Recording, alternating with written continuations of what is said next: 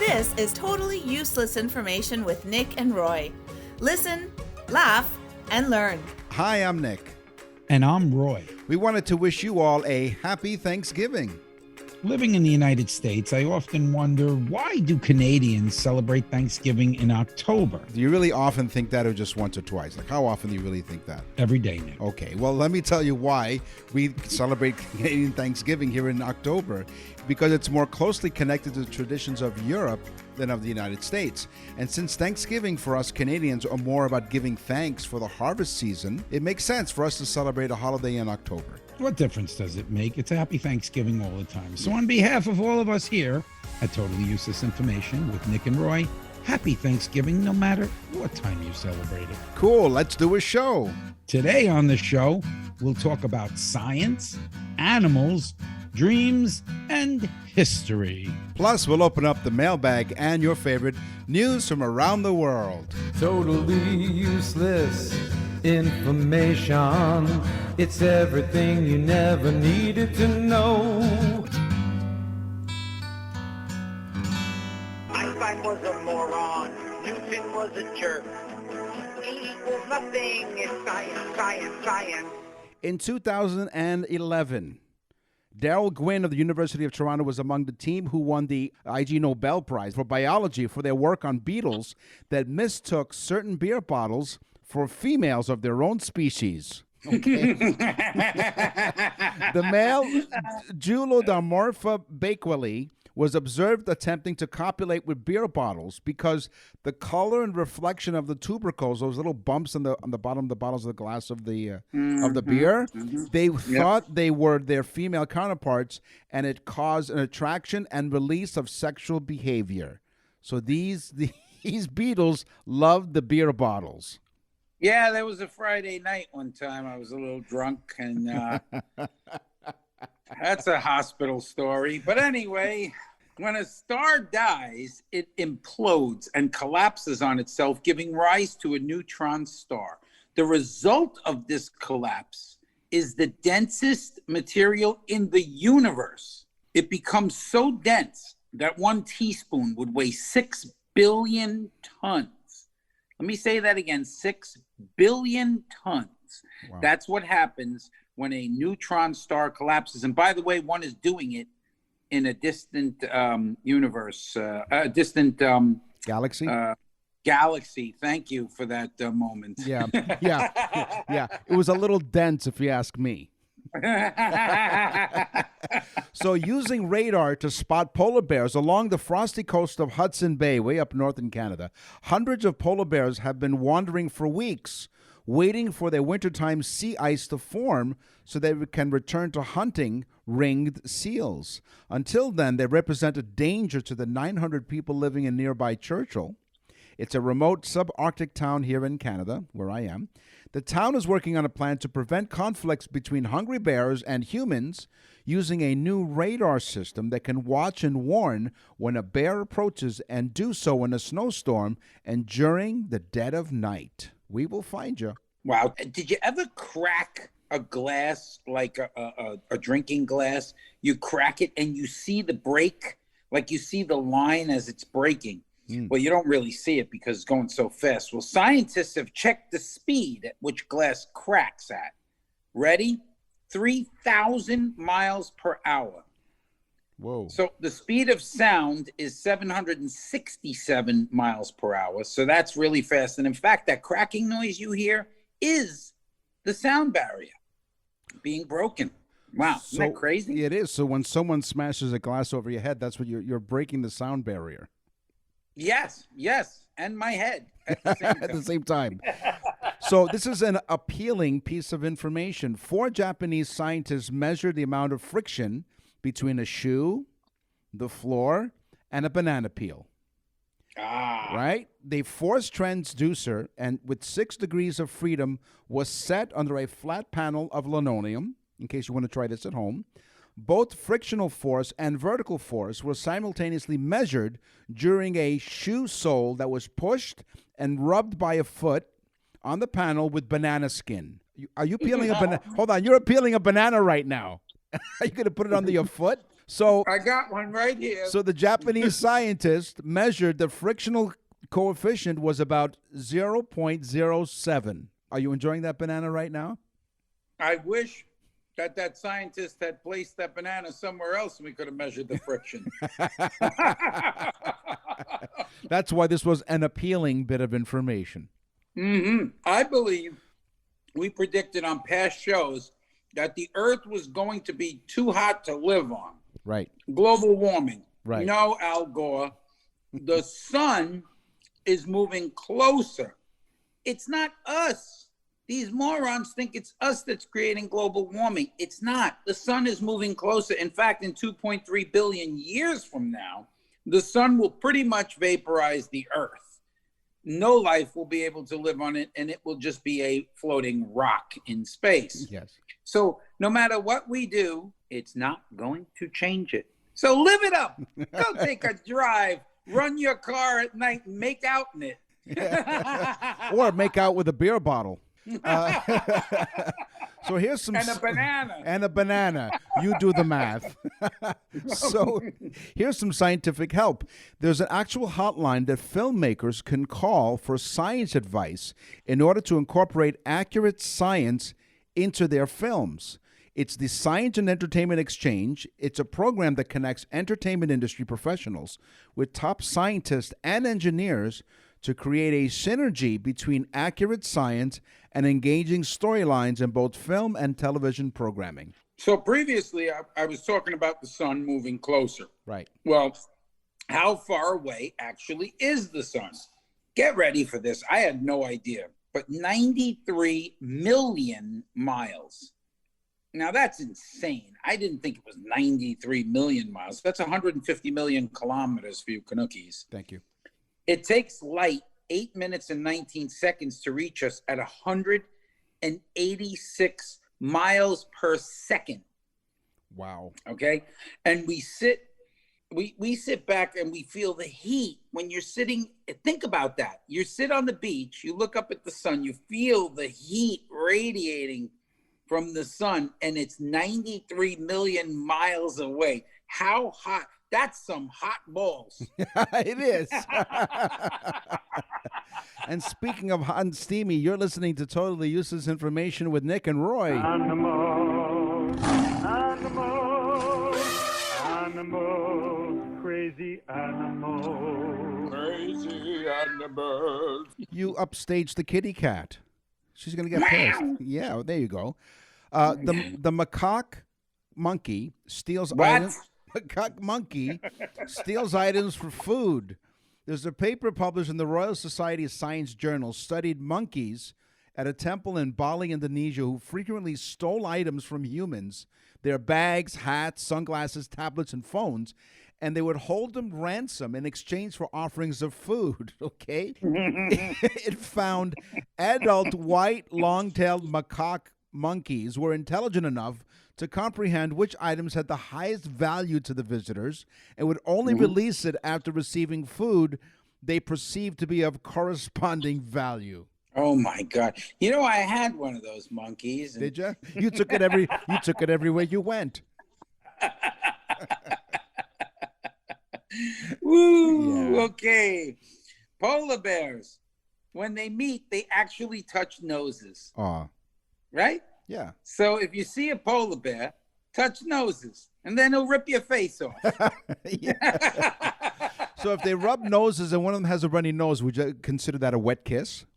Yeah, but you know what, Nick? It's so funny because even when I was reading it, it said so cute. Polar bears touch noses when they meet. Aw. So cute. Really? Yeah. Really? Polar bear's going to rip your face off, okay? It's just that simple. Nothing cute about a grizzly or a polar bear. No. Nothing. And then they'll lick your wound when they're done with you. Oh, yeah, they'll lick it. They'll eat your whole head off. Yeah. Yeah. The Boccaccio rockfish were native to Canada's Pacific coast and have listed as critically endangered since 1996. They're listed under the Government of Canada Species at Risk Act. How straightforward that is. The fish have a slimy pink or brown color with spines on their backs, so they're quite ugly. Many rockfish do not get the chance to reproduce before they're caught because Bocacha rockfish reproduce 4 to 5 years into their lives. Maybe it has something to do with how ugly they are. Anyway, because they're being overfished, they are really are in danger of being extinct. However, they are making a comeback. So they're trying. This is a little battle going back and forth in the Pacific Ocean. I was reading this thing about snakes. They're one of the few animals that eat dead, decomposing animals. Most animals won't do that. Right. But snakes will kind of look and go, okay, 5-minute rule. Yeah. Yeah. So they eat these decomposing things. And while the decomposing animal is decomposing in the snake's stomach, sometimes it bursts because of the constriction of the snake. And the methane gas escapes. It escapes through the snake's mouth and explodes as fire. Now listen, that's happened to me after eating some broccoli and getting too close to the stove. That's a hot meal. Boom. So basically what you're saying after hearing that is that snakes fart through their mouths. Pretty much. There's an image.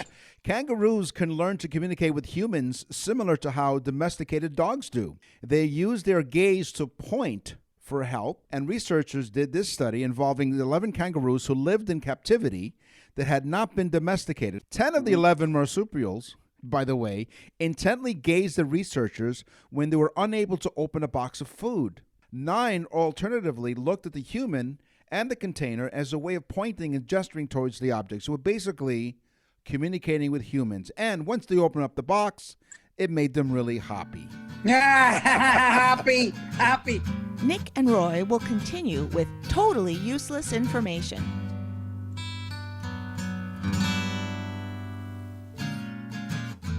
Totally useless information with Nick and Roy continues. Listen, laugh, and learn. While male lions attract their fair share of attention thanks to their impressive manes, it's the female lions who do the bulk of the work when it comes to feeding their families. Lionesses, not male lions, do the majority of hunting for their pride. Lionesses hunt around 90% of the time while the males protect their pride. I got my pride. Do you know, and this is not a lie, this is not a joke, the national animal of Scotland is the unicorn. And the men wear dresses. Need I say more? The Scots need to stay away from the Scotch whiskey. They're out of their minds. Yeah. And they better not start kissing snakes either. No.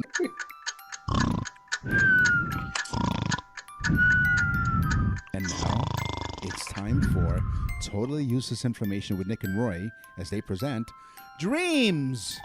Wake up. Wake up. Dreams. What was that? Yeah. Welcome. Wake up.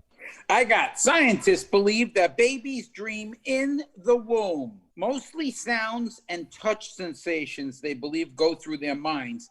They lack visual stimulation because they haven't seen anything yet. Okay? Did you ever daydream, or do you still continue to daydream? What was that you said? Are you a daydream believer? Do you believe in daydreams? Daydreaming is classified as a level of consciousness between sleep and wakefulness. Totally useless information with Nick and Roy. Studies show that you have the tendency to daydream an average of 70 to 120 minutes a day. It occurs during waking hours when you let your imagination carry you away. As your mind begins to wander and your level of awareness decreases, you lose yourself in your imagined scenario and fantasy. Roy? I'm sorry, did you say something? No. No. Plato, the Greek scientist and philosopher, said that dreams originated in the organs of the belly. In fact, he said the liver was the seat of all dreams. Sounds like he was thinking with something that he was sitting on himself instead of his brain. Right. And if he had some sauteed onions, he'd have lunch. Yeah. If you're ever dreaming of a recurring dream over and over and over again, recurring dreams repeat themselves. Well, of course they would. That's why they call them recurring dreams. Totally useless information. Thank you. With Nick and Roy. With very little variation in the story or theme. These dreams may be positive, but most often they're nightmarish in content. Dreams may occur because a conflict depicted in the dream remains unresolved or ignored. Once you find a resolution to the problem, your recurring dreams will cease. I have this recurring dream that I keep typing on the keyboard, www.nickandroy.com, www.nickandroy.com. Wait a minute. Wait, hold on. I had the same dream. www.nickandroy.com? That's the same recurring dream I have. Wow. Yep. Okay. Nickandroy.com. Okay. Ellis Howe said that the inspiration for the sewing machine came from a nightmarish dream that he was being attacked by cannibals with spears that looked like the needles that he would later design to use on the sewing machine. It was just like a dream. When he woke up, he realized it was really just his wife stabbing him with knitting needles. No, that's not true. That happened to me. Yeah, there you go. If you're dreaming of sailing, to dream you're sailing represents how your life is going and how you're able to handle life's problems. You are in control of your life. The dream may be a metaphor that things are smooth sailing. If you are sailing through the rough seas, that means that you will overcome life's difficulties. If you are sailing against the wind, then it indicates that you are experiencing some struggles in your waking life. One of the West African group tribes, the Ashanti, take dreams so seriously that they will allow one man to take legal action against another for having an erotic dream about their wife or woman. Can you imagine? That's funny, too, because today I received a letter in the mail. I'm being sued by Heidi Klum's husband. Again? You're right. Now, if you're dreaming that you're at a valet, it indicates that you're lacking your own direction in life. You're always helping others with their goals. The dream that a valet parks your car suggests that you're letting other people dictate your direction in life, or you're putting the goals of others ahead of your own. And now for something completely useless. Which is pretty much the whole show. Yes. This just in. A duck's quack doesn't echo. A bunch of scientists found this out. What a bunch of quacks they are. We get stuck with the bill for this scientific study. No pun intended. Yeah. But it's science. You know, the science. Don't question the science, Nick. Put on a mask. Yeah. No, really, honestly, ducks' quacks do not echo, even in situations where your voice would echo. Yeah, and on top of that, if you really disagree with that, you're really ruffling some feathers. If you'd like to communicate with us, it's easy to do. Go to our website, www.nickandroy.com. What's in the mailbag? What's in the mail? And today's mailbag comes from Bill from Orangeville, Ontario, right here in Canada. Dear Nick and Roy, we love listening to your show. I love my family, but sometimes they just drive me crazy. So I find that I need to escape for a few minutes, so I sneak into the car in the garage and bring my phone with me and download your show on the iHeartRadio app. So thank you. Thanks for keeping me sane. You guys are a couple of smart Alecs. Thank you. So I thought, what are smart Alecs? Where did that phrase come from? Well, in the 1840s, there lived a man named Alec Hogue.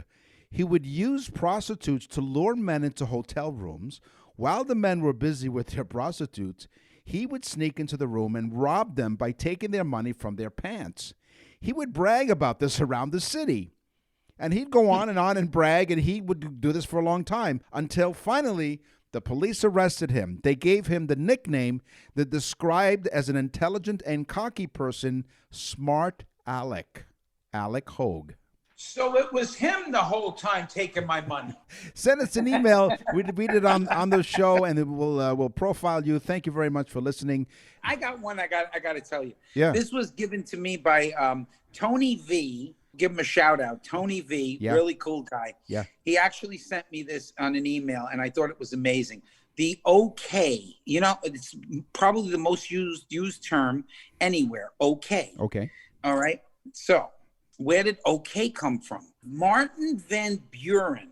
Martin Van Buren worked for President Andrew Jackson. He was a real skeevy guy. He came from a place in New York by Albany called Old Kinderhook. And Martin Van Buren was so up Jackson's rear end all the time that they used to call him Old Kinderhook. And then to make a joke out of it, they'd say, okay, Old Kinderhook. And they would say it so much that it stuck.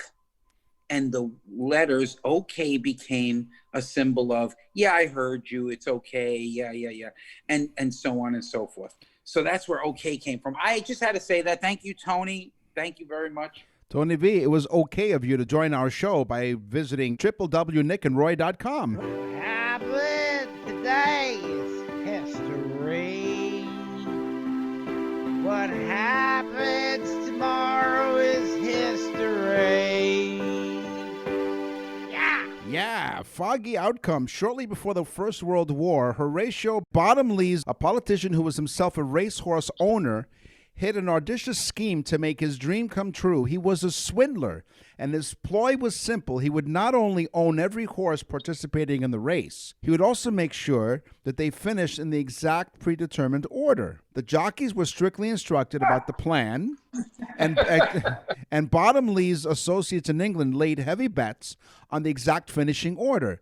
The way everything was going seemed to indicate that Bottomley would end up winning a fortune. But disaster struck midway through the race. A thick sea mist, some fog swept over the course, and the jockeys got hopelessly out of touch with each other.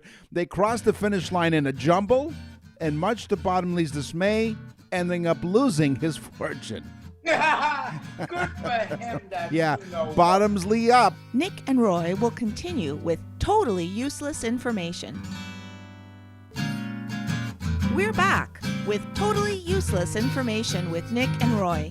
Listen, laugh, and learn. The UK government, the English government, collected postcards as intelligence during World War II for the D-Day invasion. They used these French postcards for the pictures of the beaches and so on, so that they could see what the area looked like that they were going to invade. So just think about that. It was before, like, you know, satellite photo and stuff like that. So they used the postcards as pictures. When the troops got there, they were shocked to find the German army. They thought they would encounter hundreds of French women in bikinis.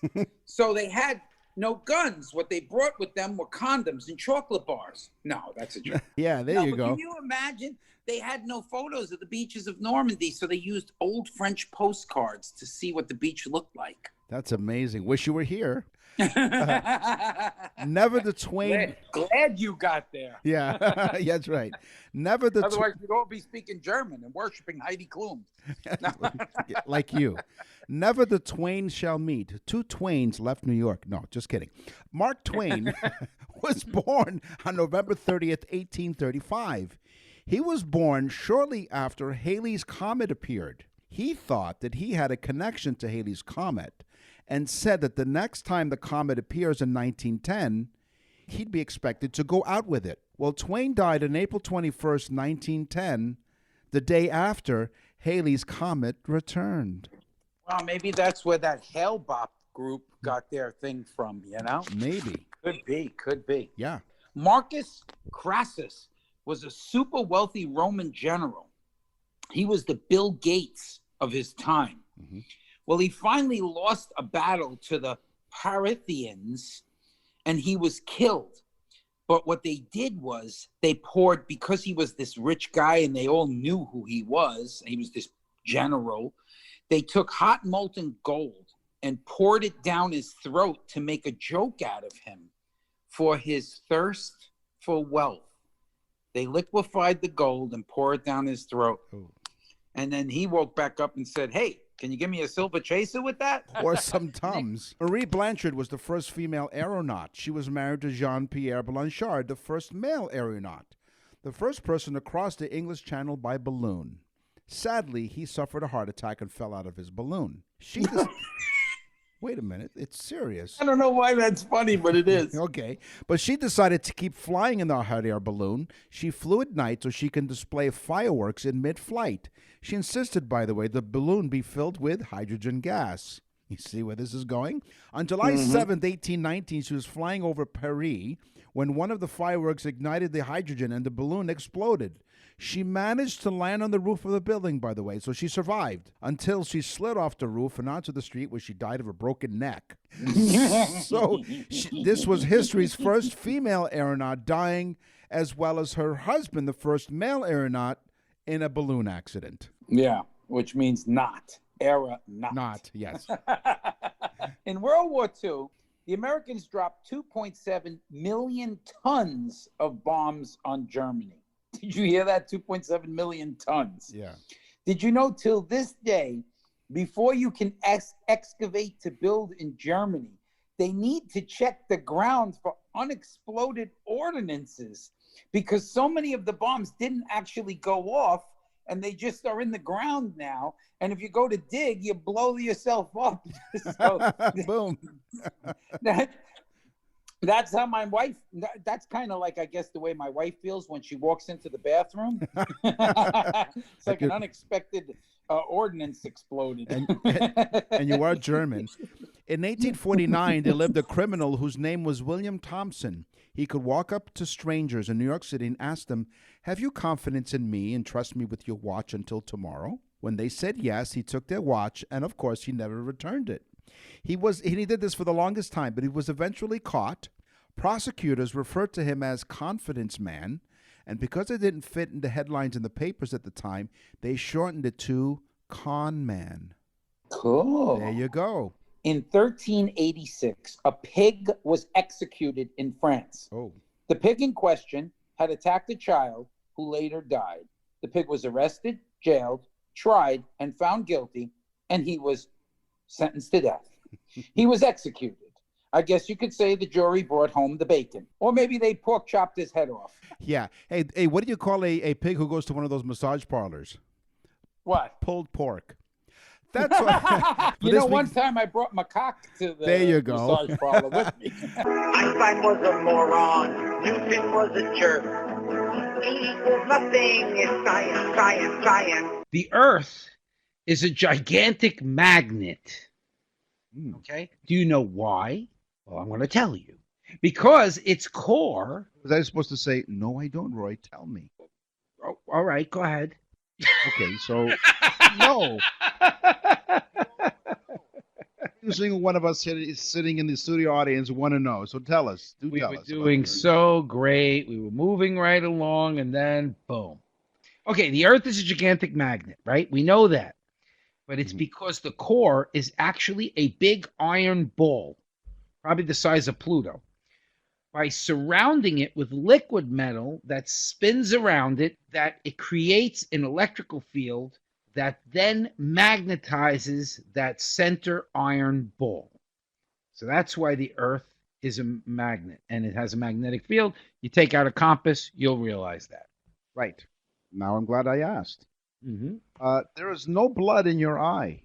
The only part of your body that has no blood supply is the cornea in the eye. It gets its oxygen directly from air. So there's no blood in your eye. You might be bloodshot, but there's no blood in your eye.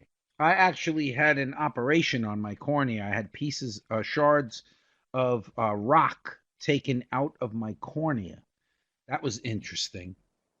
I'll tell that story. How did it go? I tell you the truth. I didn't see anything wrong with it. No, I actually had shards taken out, 13 shards taken out of my cornea. It was a pretty cool operation. So they work with these little things. It's really cool. Okay, the space shuttle has a thrust that reaches 5 Gs. Did you ever see the picture of the guys strapped in the seats and their skin is being pulled back? Well, that's 5 Gs. That's a lot of force. Get this one. When a flea jumps, it accelerates to full speed in a millisecond and attains approximately 100 G's of force. That's amazing. Was he on its way to a flea market? Was in a hurry? Speaking of flying, flying changes how you taste food. Flying changes your body chemistry, so certain flavors taste way different on a plane than they do down on the ground. Flying has a very real effect on the smell and taste of food and drinks for a number of reasons. So pressurized cabins lower blood oxygen levels and thus reduces the ability of olfactory receptors. So food does taste different when you fly. It takes 8 minutes and 19 seconds for light to get from the sun to the earth. That means that light is traveling at a speed of 186,000 miles per second. Those of you in Canada, figure out the kilometers. If I shined a flashlight at Pluto right now, it would take 5.5 hours for the original light from that flashlight to reach Pluto at 186,000 miles per second. Wow, that's great. Next time, take an Uber. Hawaii is moving closer to Alaska. Yes, it is true. Hawaii is moving closer to Alaska. I asked the Postal Service. They said there's a change of address put in. Now, Yes.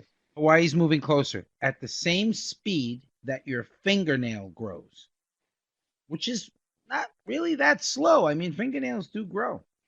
Okay, because the tectonic plates are shifting in the Pacific Ocean, which is why I'm going to start selling insulated hula skirts. I'll make a fortune with those. So we release our podcast on Thursdays. One of the reasons why we don't release our podcast on Mondays is because you'll have a 20% chance of a heart attack occurring on a Monday. So we don't want to be attributed to any of your heart attacks. Yes. I'm glad it's not Monday. I made it. Just skip Monday altogether. Nick and Roy will continue with totally useless information. You're listening to Totally Useless Information with Nick and Roy. Listen, laugh, and learn. I'm Nick. And I'm hungry. Oh, I thought you were Roy, but I guess you're a hungry Roy. Hey, everybody! Come and get it! Your weekly sweet and savory facts with your 5-star Michelin chefs of totally useless information, Nick and Roy. Come and get it! You like tomatoes, don't you? I actually love tomato sauce. Yes. Well, tomatoes are not Italian. Dun, dun, dun. What? They're not Italian. You may love sauce over your pasta, but don't think for 1 minute that tomatoes originated in Italy. In fact, Europeans used to fear tomatoes. They thought they were poisonous. A tomato, fruit, yes, it's a fruit, can be traced back to 700 AD in Mesoamerica, in the region of modern-day Mexico and South America. It didn't become popular until the invention of pizza in Naples during the 1880s. Really? That's interesting because, you think tomato, you think Italian food, Speaking of food, my wife has magiriacophobia, which is the fear of cooking. Let me put the disclaimer out there right now. My wife is a wonderful cook, and she is Italian and does cook with tomatoes. No, but magiriacophobia is the fear of cooking. Some people have it, and some people that don't really know how to cook, we're glad they have it because they'd probably be killing people. If you like figs, you're thinking you're eating fruit, you're wrong. Figs aren't actually fruits. They are inverted flowers that require a special process for pollination. But these sweet flowers don't use the wind or bees to spread their pollen. They need wasps. Female wasps enter into the male figs, which we don't eat, and lay eggs. And then when the baby wasps mate with their siblings and tunnel out. However, sometimes a female wasp accidentally attempts to enter a female fig, causing her to die, decompose, and then get eaten by anyone who chooses to chop down on a fig. You know, you ruin it for me all the time. I love figs, and now I don't want to eat them because now what the hell is inside the fig? I need all this female genitalia stuff going on inside of a fig? No, it's not female genitalia. A female wasp accidentally attempts to enter a female fig. She's experimenting. What's the problem? It's all genitalia to me. Okay, speaking of food and calories, every time you lick a stamp, now I put this in food because I thought it was amazing. Every time you lick a stamp, it's 1/10 of a calorie. Okay, so thank God for self-sticking stamps now, because Yes. it would probably put you over the brink. Like if you're on Weight Watchers, you'd be like, "I paid 8 bills today. I have to add an extra point." It'd be really funny if they were sending letters to Weight Watchers. Hey, you bastard. So I've compiled a list of weird food labels, and I'll do this in 2 different parts because then you can give us more of your food info. So I'll give you 5 weird food labels. Okay, this could be the winner. It says on this package of food, no purchase necessary. Details inside: a bag of Fritos. Do not turn upside down. This is on the TV dinner tray. It's placed on the bottom of the tray. Do not turn upside down. Actual labels. This product must be cooked prior to eating. This is frozen beef taco hot pockets. Okay, here we go. Here's from Delta Airlines. Step 1, open package. Step 2, eat nuts. It's Delta roasted nuts. Oh, no. This comes from the package of W.M. Bolthouse Farms carrots. Ingredients: carrots. And from Hagen Ice Cream, caution, ice cream is cold. Oh. Yeah, exactly. Well, it's not just our kids that are obese. Nope. Chickens contain 266% more fat than they did 40 years ago. The massive chicken obesity problem, and the way that we're fixing it is we're cooking them, and really, honestly, over 40 years, they've plumped chickens up so that they could make them fatter for eating. 266% times more fat than 40 years ago. Yep. Chicken should be licking more stamps. Here are some more of my weird food labels. For best results, remove cap. Nabisco Easy Cheese. Warning, use of this product may be hazardous to your health. This product contains saccharin, which has been determined to cause cancer in laboratory animals. The product, Carefree Gum. Oh, my God. A label from Heinz Ketchup. Instructions, put on food. Finally, the weird food label, warning, children can drown in bucket. Do not place kids in juice. Yes. It's a giant bucket Yeah. of pickles used in fast food restaurants. Yes. You always do that, too. If you don't have an indoor pool, just buy a pickle jar and just throw the kids in there, you know? What's in the mailbag? What's in the mail?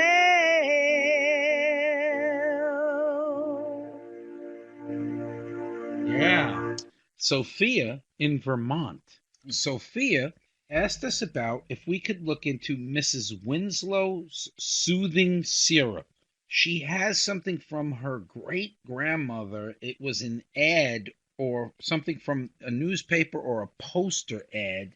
She's not sure where it actually came from, but it's Mrs. Winslow's soothing syrup. So I looked into this, and Sophia, here's what I found. We found out that Mrs. Winslow's soothing syrup was used as a kid's medicine, mostly for children that were teething. It was widely used, though, for everything for kids, including upset stomach. They would give them Mrs. Winslow's soothing syrup.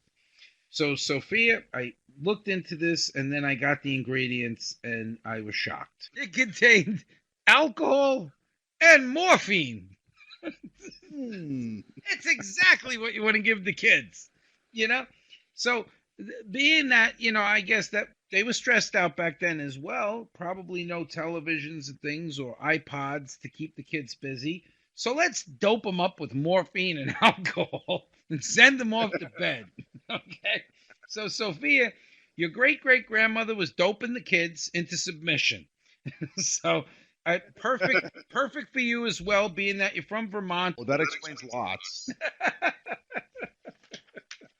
All right, so today we did some history, some animals, some dreams, and some history. It's now time for the news. And now, from around the corner and around the world, this is TUI News. 29-year-old Jenna Howell of San Diego, California, was running from some shady characters on a high-speed train, and her fiancé told her, "Quick, hide your engagement ring fast." Howell popped off the ring and swallowed it. She woke suddenly and realized that it was just a dream and dozed off again. But the next morning, she noticed that her left hand was bare. Oh, no. After a trip to the ER and an x-ray confirmed that she actually downed the diamond ring in her sleep. But don't worry, thankfully, the doctors were able to fish it out. That's all the time we have for this week's episode. We'll scour the internet to find you more useless information for next time. So till then, you tell a friend about the trend. I'm Nick. And I'm Roy. Thanks for listening. Totally Useless Information with Nick and Roy is a production of nickandroy.com. Visit nickandroy.com to access the full library of episodes or wherever you get your podcasts.